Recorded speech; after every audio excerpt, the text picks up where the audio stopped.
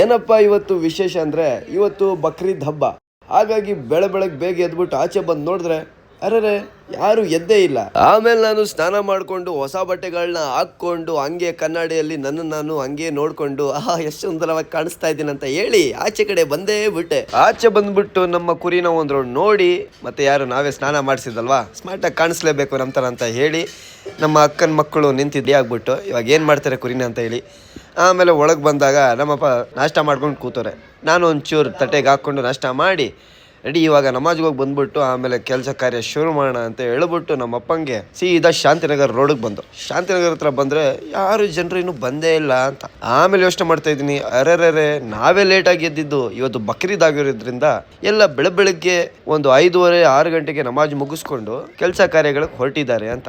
ಬಂದೆ ಫೈನಲಿ ಏಕ್ಮಿನಾರ್ ಮಸೀದಿಗೆ. ನಂಜನಗೂಡಲ್ಲಿರುವ ನನ್ನ ಫ್ರೆಂಡು ಆದರ್ಶ್ಗೆ ಬಿರಿಯಾನಿ ಕೊಟ್ಟು ಬಂದ್ಬಿಡೋಣ ಅಂತ ಯೋಚನೆ ಮಾಡಿಬಿಟ್ಟು ನಾನು ನನ್ನ 3 ಫ್ರೆಂಡ್ಸು ಹಂಗೆ 6 ಗೇಟಿಂದ ಹೋಗ್ತಾ ಇದ್ದು. ಈಗ ಅಷ್ಟು ದೂರ ಹೋಗೋಕ್ಕಾಗಲ್ಲ ಅಂತ ಅವ್ನಿಗೆ ಫೋನ್ ಮಾಡಿ ಹೇಳಿದಾಗ, ಮಚ್ಚ ಝೂ ಹತ್ರ ನಮ್ಮ ಅಣ್ಣ ಇದ್ದಾರೆ, ಅವ್ರಿಗೆ ಬಿರಿಯಾನಿ ಕೊಟ್ಬಿಡೋ ಮಚ್ಚ ಅವ್ರಿಗೆ ಅಂತ ಹೇಳ್ದ. ಆಯಿತು ಮಗ ಅಂತ ಹೇಳ್ಬಿಟ್ಟು ನಾನು ನಮ್ಮ ಫ್ರೆಂಡ್ಸ್ ಸಿಲ್ ಮಾಡಿ ಫೈನಲಿ ಮುಗಿಸೇ